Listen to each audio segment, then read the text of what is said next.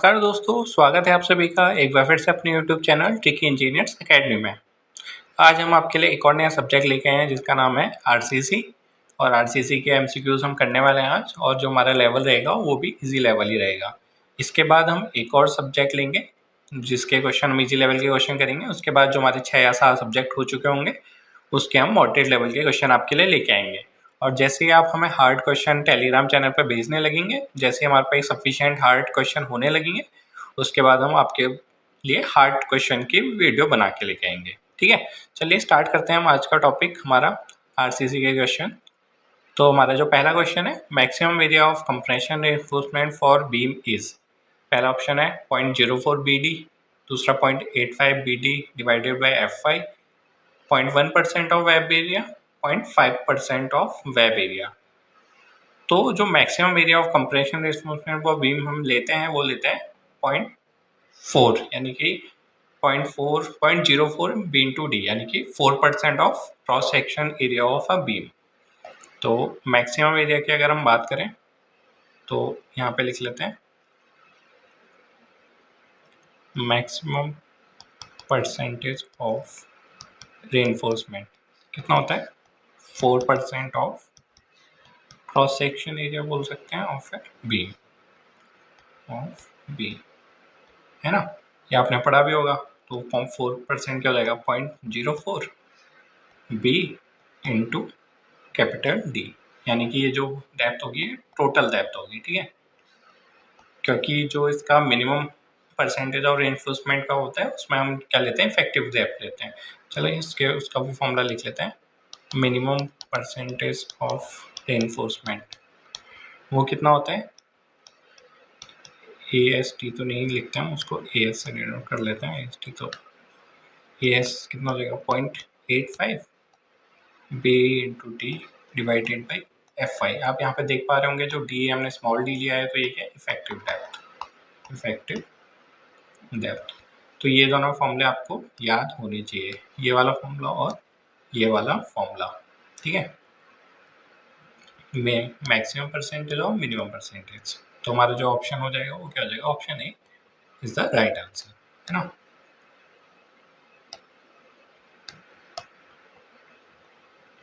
अब चलते हैं नेक्स्ट क्वेश्चन की तरफ। जो हमारा नेक्स्ट क्वेश्चन है, according to IS 456-2000 the characteristic strength of a concrete is defined as the strength of material below which not more than X% of the test results are expected to fall। इसका कहने का मतलब जो हम characteristic strength of concrete लेते हैं वो कितनी लेते हैं, मतलब वो कैसे डिफाइन करते हैं, जिसकी स्ट्रेंथ कितनी होनी चाहिए, कितने परसेंट से ज़्यादा जो टेस्ट रिजल्ट्स हैं वो फेल नहीं करने चाहिए। पहला ऑप्शन है हमारा 5%, दूसरा है 0.05, दूसरा है तीसरा 10 या 0.10। तो यहाँ पे X% की बात की, यहाँ पे परसेंट पूछा हुआ है, तो आपका ऑप्शन क्या हो जाएगा, option A is the right answer. तो 5% से ज़्यादा हमारे जो टेस्ट रिजल्ट्स हैं वो फेल नहीं करनी चाहिए, फेल नहीं, लिख देते हैं इसको। ठीक है, अब चलते हैं नेक्स्ट क्वेश्चन की तरफ। नेक्स्ट क्वेश्चन है हमारा, the nominal cover requirement for meeting the durability requirement of mild, very severe, severe, moderate, extreme type of exposure are respectively in mm। आप पूछा है नॉमिनल कवर रिक्वायरमेंट किसके लिए, माइल्ड के लिए, very severe, severe, moderate, extreme के लिए। तो आपने ये याद करा होगा, पहले हमारा क्या आता है, माइल्ड आता है, फिर मॉडरेट, फिर क्या आता है हमारा सीवियर, फिर वेरी सीवियर, फिर एक्सट्रीम, है ना। ऐसे करके आपने याद करे होंगे। तो अगर नॉमिनल कवर की बात करें तो हम कैसे याद रख सकते हैं, कैसे याद रखते हैं, 20, 30, 45, 50 और 75, ऐसे करके आपने याद किया होगा। अब देखने वाली बात है यहाँ पे, पहले माइल्ड का पूछा है, फिर वेरी सीवियर, फिर सीवियर, फिर मॉडरेट, फिर एक्सट्रीम। तो माइल्ड का तो 20 हो गया, तो पहले तो 20 ही हो गया, उसमें 20 है। फिर पूछा वेरी सीवियर, वेरी सीवियर गया 50। अब देखना ऑप्शन में, तो एक ही ऑप्शन बचता है हमारा, तो सीधे कितना हो जाएगा 20, ऑप्शन सी करेक्ट आंसर। आप बाकी भी देख सकते हैं, लेकिन अगर आप एग्जाम में कर रहे हैं क्वेश्चन तो आपने इतना ही देखना है, क्योंकि आपको पता है माइल्ड और एक्सट्रीम, तो 20-25 से निकल गया आपका।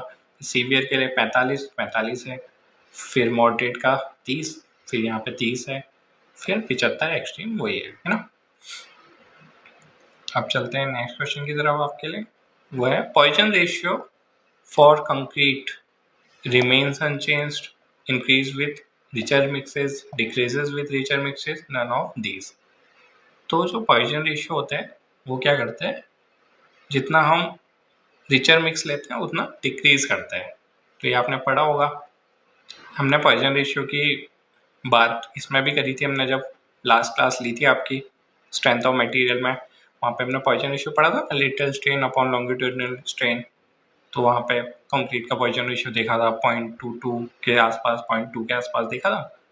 तो जैसे अगर हम हाई स्ट्रेंथ कंक्रीट की बात करें, ठीक है, हाई स्ट्रेंथ कंक्रीट की बात करें तो इसका पॉइजन रेशियो क्या होता है, म्यू की वैल्यू क्या होती है, 0.1 होती है।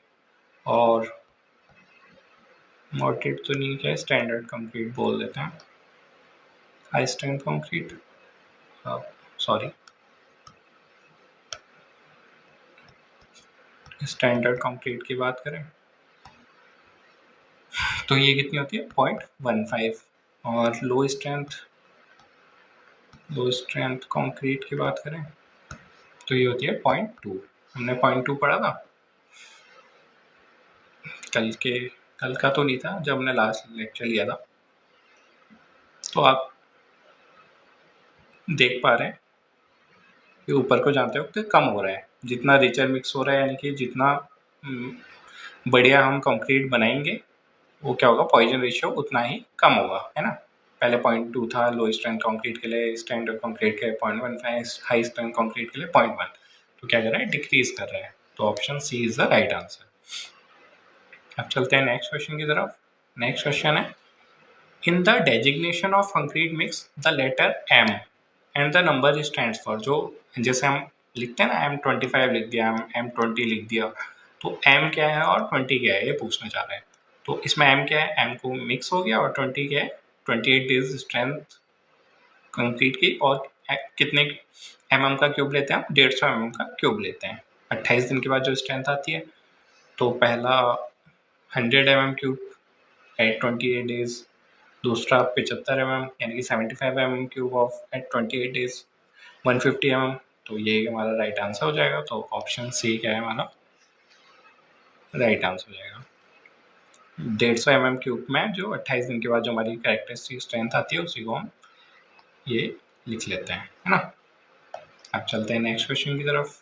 जो नेक्स्ट क्वेश्चन है हमारा, the relation between modulus of rupture FCR and the characteristic compressive strength FCK is given by।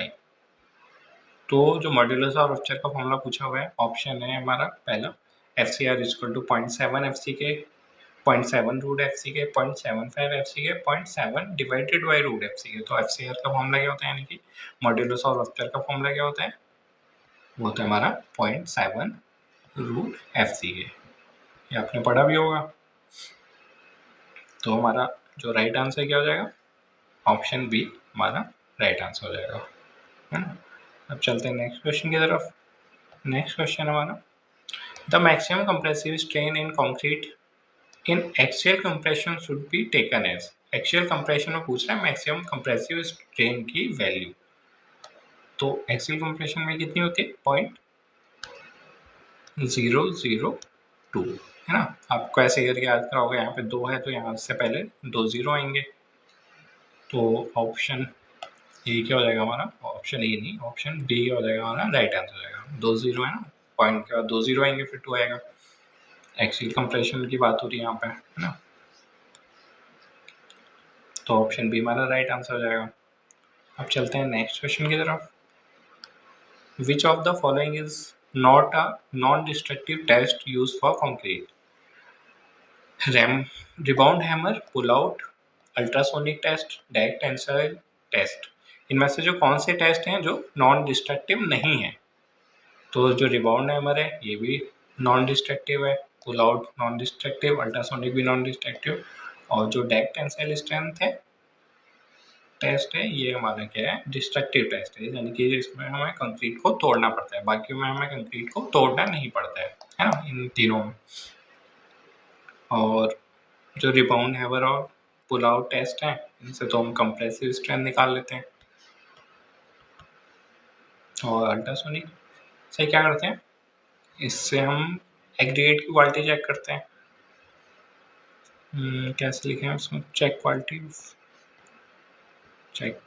Quality of aggregate and concrete, ठीक है। तो ये तीनों हमारे नॉन डिस्ट्रक्टिव टेस्ट हैं। और डायरेक्ट टेंसाइल स्ट्रेंथ से तो हम टेंसाइल करते हैं और उसको ऐसे सिलेंडर लेते हैं, फिर उसमें कंप्रेशन लगाते हैं तो ये ऐसे टूट जाता है ना। तो फिर इनडायरेक्टली हम क्या करते हैं, स्प्लिट टेंसाइल स्ट्रेंथ टेस्ट हो गया एक तो हमारा। तो ऑप्शन डी क्या हो जाएगा हमारा, राइट आंसर हो जाएगा। अब चलते हैं नेक्स्ट क्वेश्चन की तरफ। जो नेक्स्ट क्वेश्चन है हमारा, the minimum time before striking the props to slab less than 4.5 metre as per IS 456। मतलब जो मिनिमम टाइम हम लेते हैं प्रॉप्स को, जो हम स्लैब में प्रॉप्स यूज़ करते हैं, जैसे स्लैब है इसमें प्रॉप्स पहले तो ये सॉफ्ट फॉर्म वर्क होता है ना। तो फिर सॉफ्ट फॉर्म वर्क तो हम जल्दी ही रिमूव कर लेते हैं, उसके बाद हम तुरंत क्या करते हैं, प्रॉप्स पहले भी प्रॉप्स लगे होते हैं, फिर जो सॉफ्ट हमने हटाया उसके बाद दोबारा प्रॉप्स लगा लेते हैं। फिर जब इन प्रॉप्स को कब हटाते हैं हमने बात करी 4.5 मीटर से कम की जो स्लैब है। तो ऑप्शन ए हमारा 14 डे, 7 डे, 3 डे और या 16 to 24 आवर्स। तो ये टेबल है जो आपको याद होनी चाहिए। अभी मैं इतना लंबा लिखता तो बहुत टाइम लग जाता, तो मैंने सोचा आपको टेबल ही दिखा देते हैं। तो जैसे हम पहले बात करें vertical form work to column या वॉल बीम की, जो वर्टिकल फॉर्म वर्क होंगे उनको निकालने के लिए कितना समय लगता है, 16 से 24 घंटे, है ना। मतलब वॉल बीम में या कॉलम में जो हम वर्टिकल फॉर्म वर्क लगाते हैं उनको निकालने के लिए 16 से 24 घंटे। तो soft form work to slab और soft form work to beam, slab की बात करें तो 3 दिन, बीम की बात करें तो 7 दिन। मैंने आपको बताया ना, जैसे ये बीम है इसमें सॉफ्ट फॉर्म वर्क होगा, इसको आपने देखा होगा जो फॉर्म वर्क लगाए रखते हैं, मतलब कि बीम कास्ट करी, बीम कास्ट करते वक्त जो फॉर्म वर्क लगा के रखते हैं उसी को हम सॉफ्ट बोलते हैं। फिर सॉफ्ट को हम स्लैब के केस में 3 दिन में निकाल देते हैं और बीम के केस में हम 7 दिन बाद निकाल लेते हैं। लेकिन आपने देखा होगा जैसे ये कोई बीम है, बीम के नीचे हम प्रॉप भी लगाए रखते हैं, तो पहले हमने सॉफ्ट निकाला और फिर ये प्रॉप को दोबारा रिफिक्स कर दिया, यानी कि प्रॉप्स को दोबारा वहीं पर लगा दिया। फिर इन प्रॉप को कब निकालते हैं, अगर जो हमारी 4.5 मीटर से कम की स्पान है तो 7 डेज, और 4.5 मीटर से ज़्यादा स्पैन है तो 14 दिन। ये किसके आते हैं, स्लैब की। स्लैब में कम दिन लगते हैं, आपने देखा यहाँ पे 3 ही दिन लग रहे हैं, तो यहाँ पे भी कम लगेंगे, 7 दिन फिर 14 दिन। फिर अगर हम बीम और आर्चेस की बात करें और स्पान 6 मीटर से कम है और स्पान 6 मीटर से ज़्यादा है तो 14 दिन और 21 दिन। अब नॉर्मली याद कर सकते हैं, 3 दिन 7 दिन स्लैब बीम हो गई, फिर 7 हो गया, यहाँ पे 7 से 14 हो गया, है ना। 7 14 फिर 14 21, आपने दिया 3 7 7 14 14 21। बहुत ही ईजी है, मतलब आप रिलेट करके भी निकाल सकते हैं। तो वहाँ पे स्लैब की बात की थी 4.5 मीटर से लेस, तो हमारा जो 7 डेज राइट आंसर हो जाएगा। तो ऑप्शन बी हमारा क्या हो जाएगा, राइट आंसर हो जाएगा। समझ गए ना आप, sorry. If FCK is the characteristic strength of concrete, then as per Indian standards 456, 456, 2000, the modulus of elasticity of concrete, modulus of elasticity यानी कि E की वैल्यू पूछी गई है 5700 root FCK, 5200 root FCK, 5000 root FCK, none of these are correct। तो हमारा जो right answer हो जाएगा वो क्या हो जाएगा, ऑप्शन सी हमारा राइट आंसर हो जाएगा। E is equal to 5000 root FCK। अगर हम IS 456 की बात करें, अगर 1978 की बात करें 456, तो ये कितना होता है, E इक्वल टू 5700 जो पुराना वाला कोड था वो हमें बोलता था 5700 रूट एफ सी के लीजिए ई की वैल्यू, और जो नया कोड है वो हमारा 5000 रूट एफ सी है। तो हमारा जो ऑप्शन सी हो जाएगा वो राइट आंसर हो जाएगा। ये शायद 1978 ही था, 1978 ही है।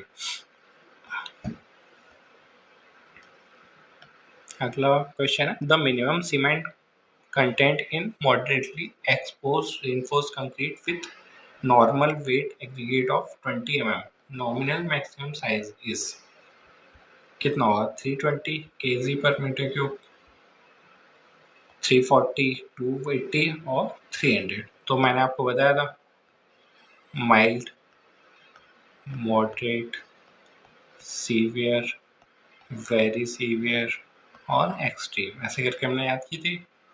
तो अगर हम cement content, minimum cement content की बात करें तो हमने इसको कैसे याद किया है? 300, 300, 320, 340 और 360।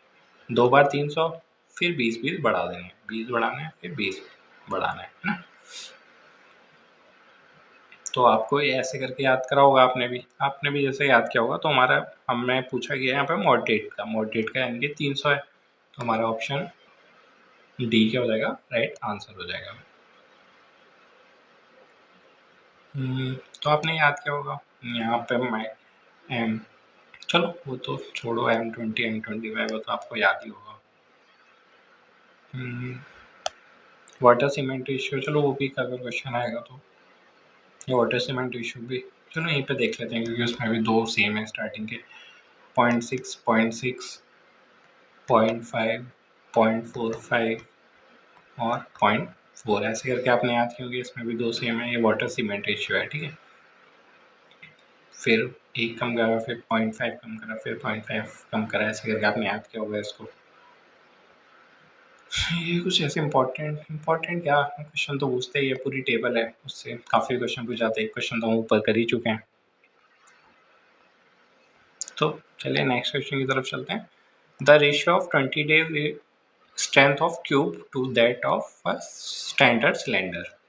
जो हम क्यूब की स्ट्रेंथ लेते हैं वो तो एफ के हम ले लेते हैं, 28 डेज की क्यूब की स्ट्रेंथ 150 mm का क्यूब लिया था हमने, याद है आपको। और स्टैंडर्ड सिलेंडर की बात करें तो उसकी स्ट्रेंथ कितनी होती है? स्ट्रेंथ ऑफ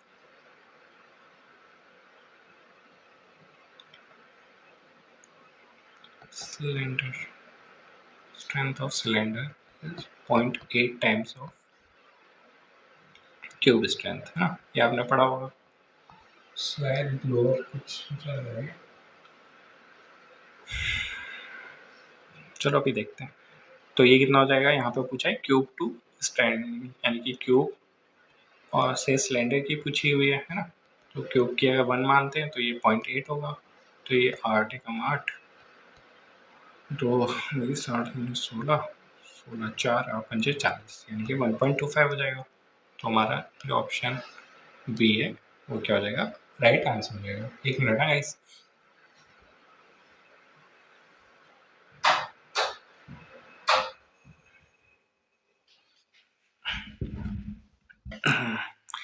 अब चलते हैं हम नेक्स्ट क्वेश्चन की तरफ।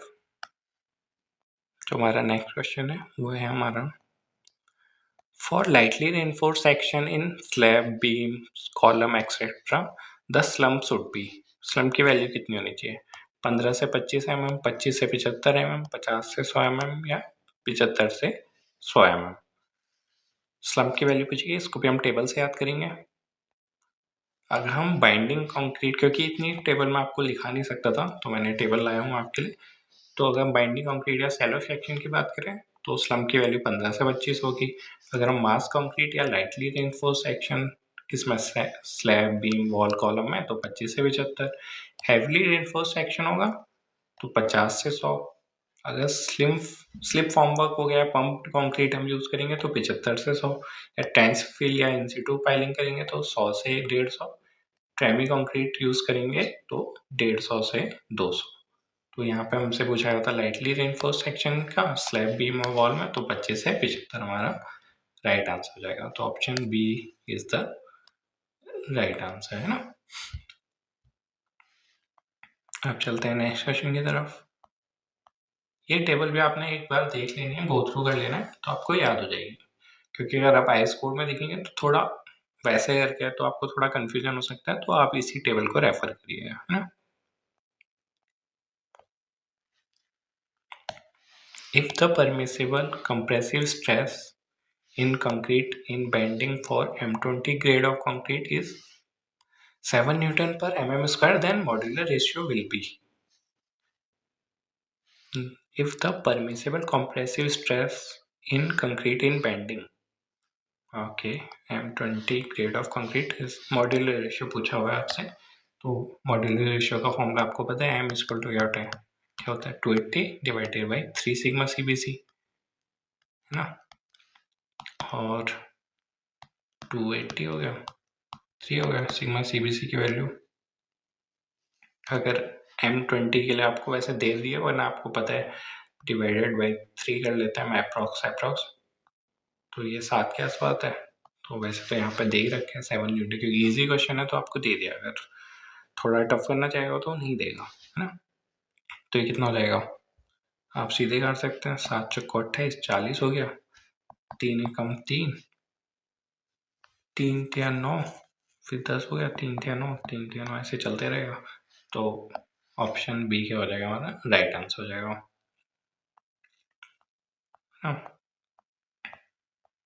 अब चलते हैं नेक्स्ट क्वेश्चन की तरफ। तो नेक्स्ट क्वेश्चन हमारा, the minimum clear cover in mm to the main steel bar slab beam column and footing are respectively. Slab में मिनिमम क्लियर कितना लेते हैं, बीम में कितना लेते हैं, कॉलम में कितना लेते हैं, फुटिंग में कितना लेते हैं, ये भी आपको याद होगा। स्लैब में 15 mm, बीम में 25 mm, कॉलम में 40 mm और फुटिंग में 75 mm, ये आपने पढ़ा होगा। स्लैब में कितना 15 mm, बीम में 25 mm, कॉलम में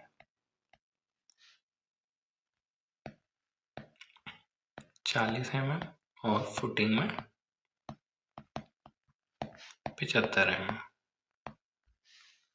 तो 15, 25, 40, 75, तो ऑप्शन बी हो जाएगा हमारा राइट आंसर हो जाएगा। ऐसा लिखना नहीं आपने, वहाँ पे आपको पता है कितना होता है, स्लैब में 15 होता है, तो ऑप्शन एक ही बचता है यहाँ पे, तो ऑप्शन बी सीधे राइट आंसर हो जाएगा।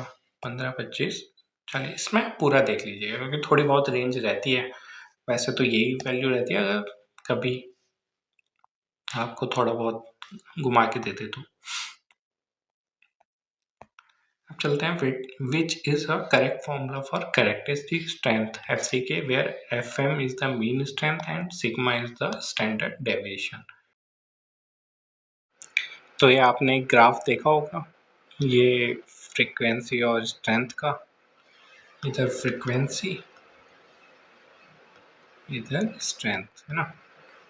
आपने ऐसा करके ग्राफ देखा होगा, ऐसे ऐसे ऐसे करके चलता है, और ये वाली वैल्यू ये क्या है जो हमने ऊपर पढ़ा था, 5% से ज़्यादा टेस्ट रिजल्ट फेल नहीं होने चाहिए, वही है। हाँ, तो ये वाली वैल्यू FCK हो गई, सॉरी ये वैल्यू FCK हो गई, और यहाँ से यहाँ तक मीन स्ट्रेंथ हो गई, FM हो गई, मिड वाली FM मीन स्ट्रेंथ हो गई, और ये हो गए 1.65 स्टैंडर्ड डेविएशन सिग्मा। तो यहाँ से क्या निकल जाएगा हमारा, FCK की वैल्यू निकल जाएगी मीन स्ट्रेंथ माइनस 1.65 सिग्मा, है ना। बट ऑप्शन प्लस में शायद गलती से हुआ है, तो ये यहाँ पे प्लस नहीं होगा, माइनस होगा, तो यहाँ पर हटा ही लेते हैं, इसको वाइट कर लेते हैं।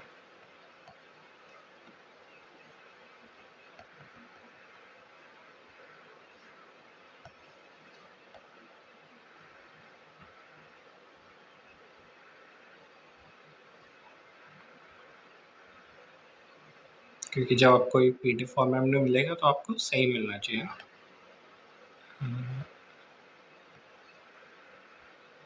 तो माइनस माइनस माइनस माइनस, है ना। तो हमारा जो ऑप्शन बी क्या हो जाएगा, हमारा राइट आंसर हो जाएगा। आपने यहाँ पे सिग्मा के स्टैंडर्ड डेविएशन में भी आपने पढ़ा होगा कि m 10 से 15 के लिए कितना होता है, 15 से 25 के लिए कितना होता है और 30 से 60 के लिए कितना होता है। ये आपने कमेंट सेक्शन में मेरे को बताना है इसकी वैल्यू कितनी होती है सिग्मा की, ठीक है। ये भी M50, M25 और M60 है, ठीक है। सिग्मा की वैल्यू आपने कमेंट सेक्शन में बतानी है। चलते हैं नेक्स्ट क्वेश्चन की तरफ। हमारा नेक्स्ट क्वेश्चन है stainless steel is an alloy of which among the following. Stainless steel किस किस का अलॉय है, तो दोबारा राइट कर लेते हैं। Chromium nickel and iron, manganese copper and iron, copper carbon and iron, copper tin and zinc. तो स्टेनलेस स्टील किसका बना होता है, क्रोमियम निकेल और आयरन का, है ना। आपने पढ़ा होगा क्रोमियम नॉर्मली 18% ऐसा करके आपने पढ़ा है, और निकेल 8% के अप्रॉक्स होता है, 8 से 10%, 8 से 10%।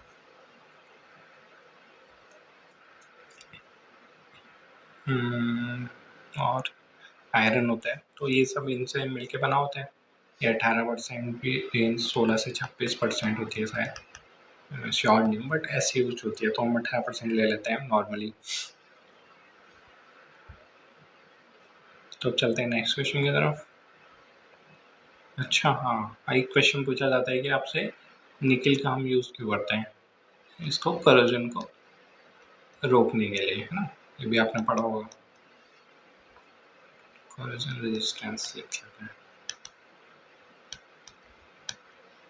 अब चलते हैं नेक्स्ट क्वेश्चन की तरफ। The value of creep coefficient of concrete at an age of 28 days loading. Creep coefficient यानी कि 5 की वैल्यू पूछी है आपसे, है ना। एज ऑफ लोडिंग इधर है, एज ऑफ लोडिंग इधर क्रीप कोफिशिएंट की वैल्यू, है ना। ये क्रीप कोफिशिएंट है।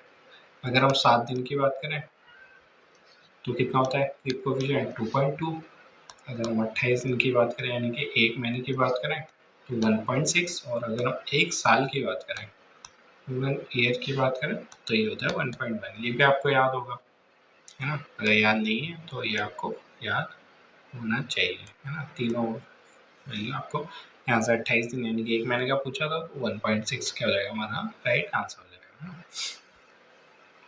आप चलते हैं नेक्स्ट क्वेश्चन की तरफ। नेक्स्ट क्वेश्चन हमारा approximate value of sinkage strain in concrete. वहाँ पे कंप्रेसिव स्ट्रेन की वैल्यू पूछी हुई थी, यहाँ पे सिंकेज स्ट्रेन इन, तो आपने ऐसा पढ़ा होगा in the absence of data the approximate value of total sinkage strain की वैल्यू कितनी होती है, 0.0003, 0.0003। वहाँ पे कितनी थी 002, यहाँ पे 2 था तो 2 जीरो थे, यहाँ पे 3 आ गया, तो इससे पहले कितने होंगे 3 जीरो होंगे, तो 00003 हमारा राइट आंसर हो जाएगा। तो ऑप्शन बी हमारा राइट आंसर हो जाएगा। अब चलते हैं नेक्स्ट क्वेश्चन की तरफ। नेक्स्ट क्वेश्चन हमारा in the limit state design method of RCC structure the partial safety factor for steel according to IS 456 2000। यहाँ पे पूछिए पार्शियल सेफ्टी फैक्टर किसका, स्टील का। अगर हम स्टील की बात करें तो कितना होता है 1.15 होता है, और अगर हम कंक्रीट की बात करें तो कितना होता है 1.5, है ना। ये भी आपने पढ़ा होगा, तो ऑप्शन ये हमारा क्या हो जाएगा राइट आंसर हो जाएगा। चलते हैं नेक्स्ट क्वेश्चन की तरफ। जो नेक्स्ट क्वेश्चन है permissible bending tensile stress in high yield strength deform bars, यानी कि HYSD की, HYSD ग्रेड की बात कर रहे हैं, high yield strength deform bar की। ग्रेड 4-5 ये होता है in a beam is permissible bending tensile stress, ठीक है। इसमें आपने जोड़ देना है। बेंडिंग टेंसाइल स्ट्रेस की बात करिए तो कितना होता है 190, 230, 140 या नन ऑफ द। तो ऑप्शन बी क्या हो जाएगा हमारा राइट आंसर हो जाएगा। ये भी है, मैं आपको टेबल तो नहीं है मेरे पास, चलो बना ही लेता है आपके लिए।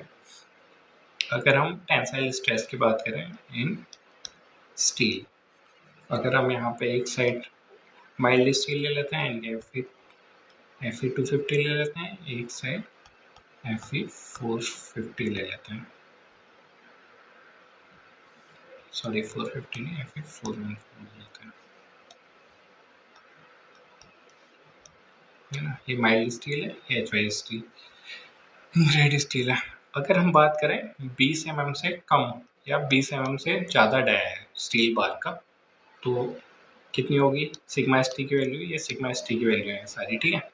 140 होगी और 130 होगी कब, जब बार 20 mm से ज़्यादा है। और एफ जो 415 की बात करें यानी एच एस टी बार की बात करें तो ये 230 ही रहता है। तो ये पूछा हो आपसे बेंडिंग टेंसाइल स्ट्रेस, तो 230 हमारा राइट आंसर हो जाएगा। अगर वो माइल्ड स्टील के लिए पूछता, तो अगर माइल्ड स्टील के लिए वैसे पूछेगा तो 130 आप ऑप्शन में लगा सकते हैं अगर ऑप्शन में हो, वरना आपको स्पेसिफिक करेगा हो कि 20 mm से ज़्यादा है डाया, 20 mm से कम है ना, तो आप उस अकॉर्डिंग कर सकते हैं।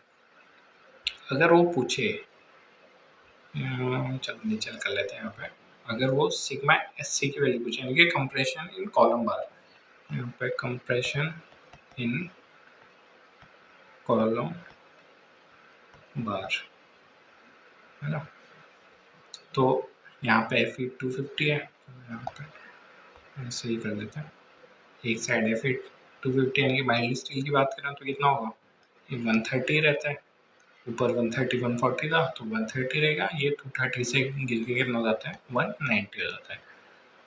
अगर यहाँ पे आपसे पूछ देता हूँ टेंसाइल स्ट्रेस की जगह कंप्रेसिव स्ट्रेस, तो हमारा 190 हो जाता है, राइट आंसर हो जाता है। ये भी कब है, जब हम कॉलम बार की बात कर रहे हैं। अगर हम बात करें, ठीक है, अब यहाँ पे Fe 250, यहाँ पे Fe 415, यहाँ पे टेढ़ा हो गया।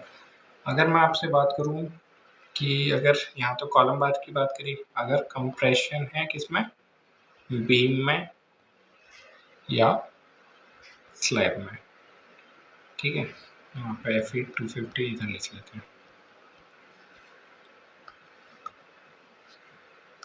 तो कितना हो जाएगा 20 mm से ज़्यादा 20 mm से कम वही रहेगा ऊपर वाला 140 130, है ना, 20 mm से कम या उसके बराबर होगा तो 140, से ज़्यादा होगा तो 130, और यहाँ पे ये रहेगा 190, ठीक है। ऊपर वाला ये वाला यहाँ से लेना है, ये वाला यहाँ से लेना है, ठीक है, ऐसे करके। ये भी कब है, जब हम उसमें कंप्रेसिव रेजिस्टेंस अकाउंट नहीं कर रहे हैं, कंप्रेसिव रेजिस्टेंस अकाउंट नहीं कर रहे तो नो कंप्रेसिव रेजिस्टेंस शॉर्ट में लिख लेते हैं। अगर अगर वही कंप्रेसिव रेजिस्टेंस हम अकाउंट करें यानी कि उसको भी लें, अकाउंट करें, तो ये कितना हो जाता है, ये दोनों की वैल्यू सेम ही रहती है, 1.5 इंटू मॉड्यूलर रेशियो यानी कि m, ऊपर हमने पढ़ा था ना m equal to 20/3 sigma CBC और सिग्मा SC, इनमें से जो कम होगा वो लेना है आपको। तो आपने ऐसे करके याद रखना है, पहले 140 130 20 mm से कम या उसके बराबर या 20 mm से ज़्यादा, ठीक है, और 230 यहाँ पे 130 रहेगा, यहाँ पे 190 हो जाएगा, फिर वहाँ से 140 130 वहाँ से उठाना है, 190 यहाँ से उठाना है। ये वाला केस आप नहीं भी याद रखेंगे तो कोई ज़रूरी नहीं है, क्योंकि ये पूछता भी नहीं उतना ज़्यादा, लेकिन वैसे आप याद, उसमें कुछ याद रखने वाला है भी नहीं, 1.5 टाइम्स ऑफ मॉड्यूलर रेशियो, बिगाड़ के रहा इसको, मॉड्यूलर रेशियो या सिग्मा सी जो ज़्यादा होगा या सॉरी जो कम होगा, लोअर होगा, है ना।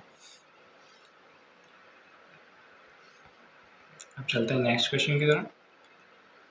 The modulus of elasticity is equal to 5000 root FCK, where FCK is the characteristic compressive strength of concrete. Modulus of elasticity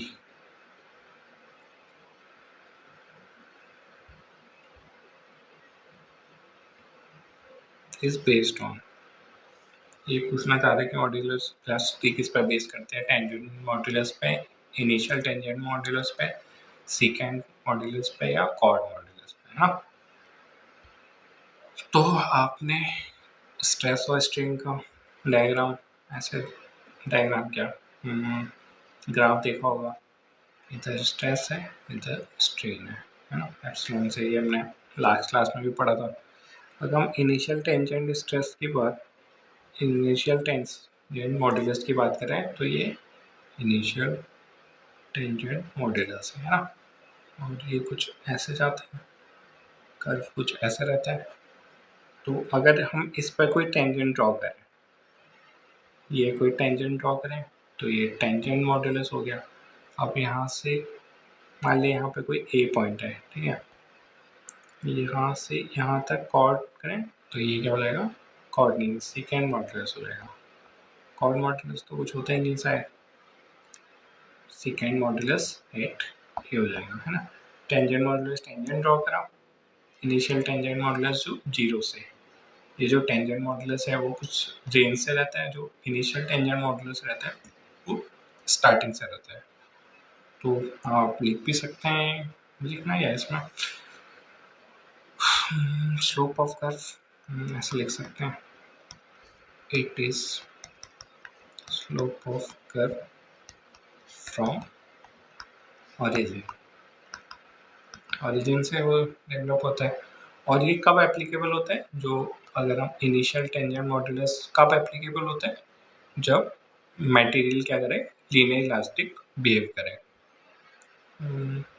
applicable मैं पता नहीं क्यों लिख के दे रहा हूँ आपको ये, when material behaves, when material behaves linear elastic, अगर लीनियर इलास्टिक बिहेव करेगा तभी ये एप्लीकेबल होगा। और वहाँ पे मॉड्यूलस ऑफ इलास्टिसिटी किस पे बेस्ड है, तो ये इनिशियल टेंजेंट मॉड्यूलस पे बेस्ड है, तभी तो हमारा फॉर्म होगा, है ना। तो ये आप देख पा रहे हैं।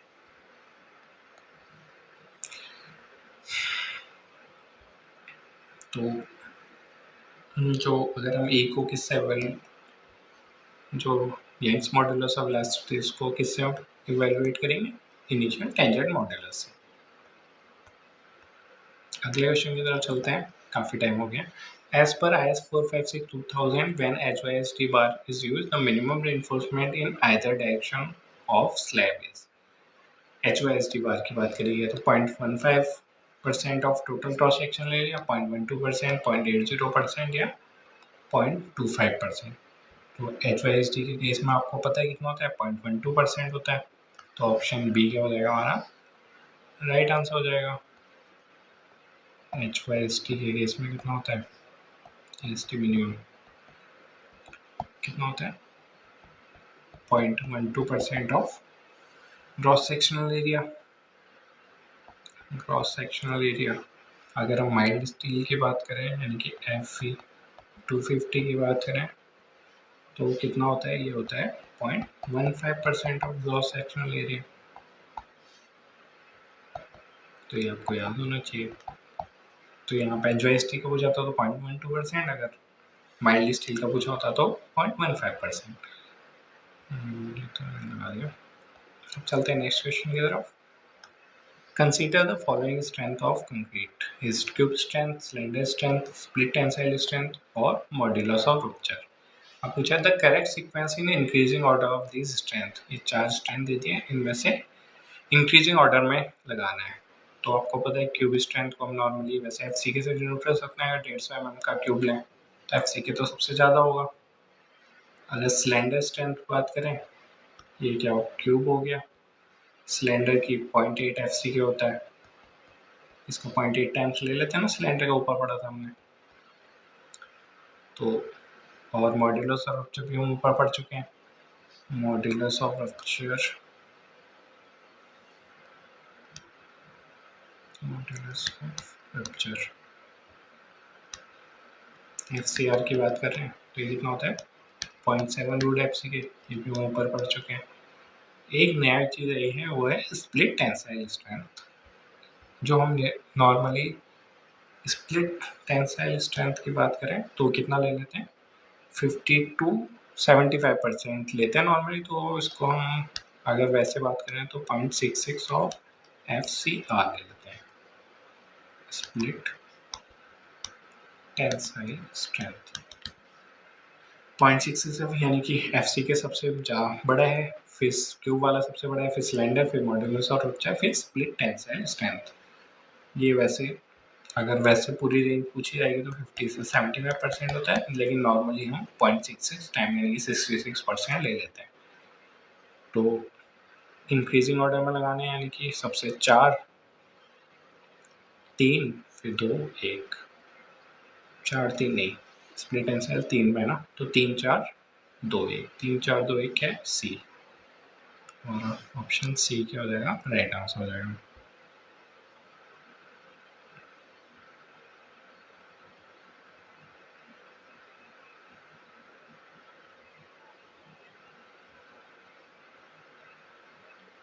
अब चलते हैं नेक्स्ट क्वेश्चन की तरफ।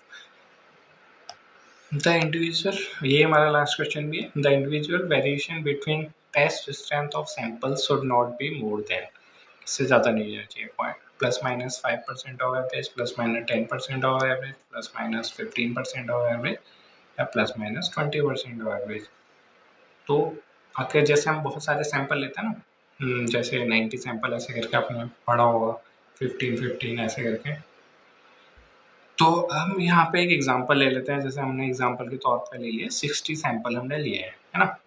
तो अगर हम 60 सैंपल, 3 सैंपल लिए और उनकी जो स्ट्रेंथ आई वो 60 MP आई, ठीक है, 60 मेगापास्कल आई और 3 सैंपल लिए हैं, ठीक है, हमने एग्जांपल के तौर पे। तो पर सैंपल की यानी कि एवरेज कितना हो जाएगा हमारा, 60 डिवाइडेड बाई 3 यानी कि 20 MP हो जाएगा, है ना। और जो इंडिविजुअल टेस्ट स्ट्रेंथ कितनी होती, किसके बराबर, एवरेज के फिर ±15% होती है। तो ऑप्शन सी हमारा राइट आंसर हो जाएगा। तो 15% है, 20 का 15% लें, 15 दूनी 30 यानी कि 3 MP हो जाएगा। तो जो रेंज होगी वो कितनी होगी, 17, यानी कि अगर प्लस माइनस करेंगे तो 17, प्लस करेंगे तो 23। तो जो इंडिविजुअल टेस्ट रिजल्ट आएगा या तो 17 MPa से कम नहीं होना चाहिए और 23 MPa से ज़्यादा नहीं होना चाहिए। तो इसका मतलब ये है कि इंडिविजुअल वेरिएशन, जो टेस्ट स्ट्रेंथ ऑफ सैंपल का जो इंडिविजुअल वेरिएशन होगा स्ट्रेंथ का, वो ±15% से कम या ज़्यादा नहीं होना चाहिए। तो 17 और 23 से बीच में ही होना चाहिए, ठीक। तो आप समझ गए होंगे। मिलते हैं आपको इस नए सब्जेक्ट्स का। Thank you.